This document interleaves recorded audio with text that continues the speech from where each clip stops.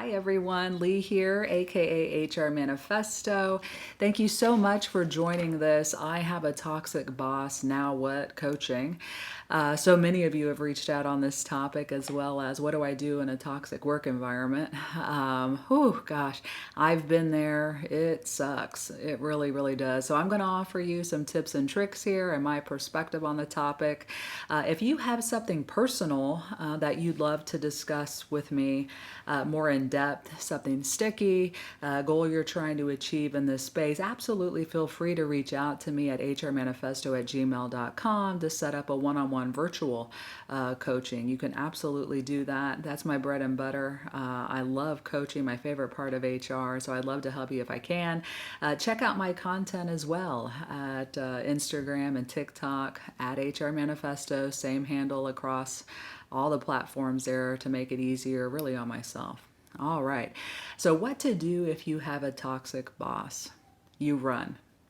Now I say that kind of cheeky, but there's a lot of truth in this, okay? Let's just see my notes here.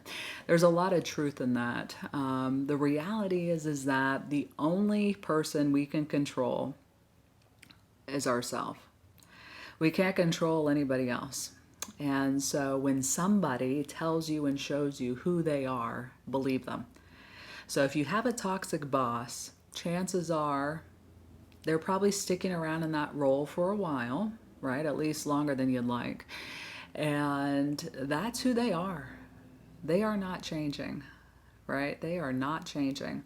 And so you either accept that or you don't. And so the power is within you to accept your situation or change it at any time, but just know that you're not changing them, okay? So first and foremost, now a couple things that I would do if you have a toxic boss. Number one, CYA is absolutely important. CYA stands for cover your ass. And what I mean by that is document everything. So you have a team meeting, a staff meeting, or a group meeting, memorialize it in an email to all of those parties. Write it all down what happened. A little bit tedious, but it's really for your own job security to do so. If you have a one-on-one with your boss, absolutely memorialize that and send it to them saying, hey, in our discussion today or yesterday, we discussed A, B, and C. You took this action, I took that action. Please let me know if you have any modifications to this email and memorializing our conversation, or things to add or subtract, or you name it. But get something down on paper, right? Because what toxic bosses love to do is spin the truth for their gain. And so they will absolutely manipulate reality if they get the opportunity. So you want to make sure at any and all time you are documenting what reality is.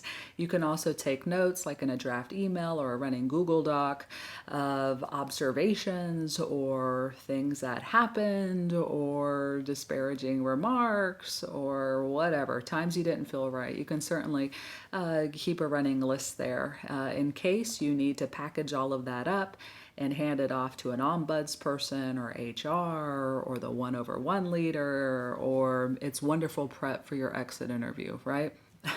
So certainly document as much as you can. The other thing that I would recommend is to make sure that when you are not in the room, people are there to advocate for you and represent you. What do I mean by that? If you have a toxic boss, they probably aren't advocating for you. In fact, they're doing the opposite. They're doing the opposite of what a servant leader would do. They are feeling threatened by you. They are going to be throwing you under the bus at any opportunity with their peers or with any population, with their leaders, you name it. Again, they feel threatened in some way, most likely that you're trying to take their job as opposed to having that servant leader hat on, or that, that real leadership hat on, that they work for you and are helping you be effective in your role.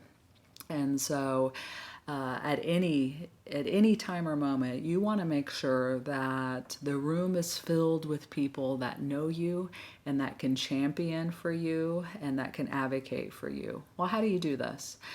what you do is you set up meet and greets and one-on-ones and recurrings and mentoring relationships and coaching relationships and you name it, with the peers and colleagues of your toxic boss. So you, again, want to make sure that every meeting that you can't be in, that your manager is in with their peers and leadership, that those folks know you and they know that you do great work. So it's definitely a job security sort of action here, to stack the deck, to make sure you have champions and to make sure you have mentors. Highly, highly recommend. Because again, the toxic boss will take an opportunity to disparage you whenever they can. And so again, stack the deck. I can't say it more times. Stack the deck, stack the deck. Make sure those leaders love you and they know you, they know about you. Kind of piggybacking off of that, another person that's very important for you to know is HR. And so I don't mean this in the sense of, hey, give all your documentation to HR, make a formal complaint to HR about your toxic boss, although you absolutely can. But what I mean is that HR is having a lot of talent discussions with all leaders. And again, they would be another strong advocate and champion to have in a room when everyone's reviewing talent. But if your toxic boss goes to HR and says, oh gosh, so-and-so is terrible, they don't know what they're doing, you have got to terminate this person, you want to make sure that HR knows you well enough, right, to pause and question your toxic leader. Really? Are you sure? Are we talking about the same person? Because I have monthly one-on-ones with so-and-so and they're fantastic. Can you give me proof, documentation, something, toxic boss, that this person should be terminated? What are you talking about, right? That's exactly what I would say. If we establish rapport and I know that you're a decent person and a great worker and you're showing off work, you're sharing what you're up to, you're asking me for advice, so I know you care about your employment.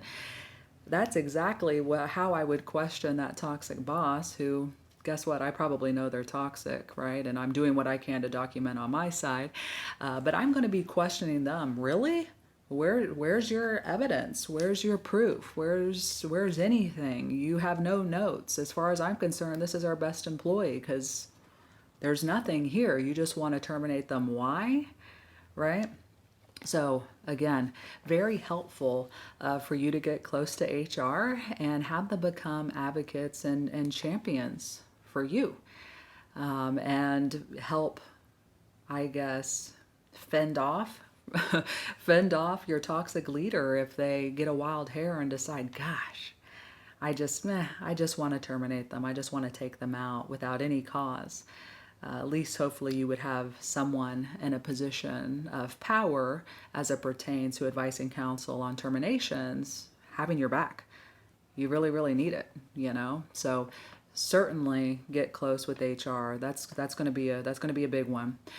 Finally, what I'd say is accept the reality that you're in. Accept the reality that you find yourself within and action to that.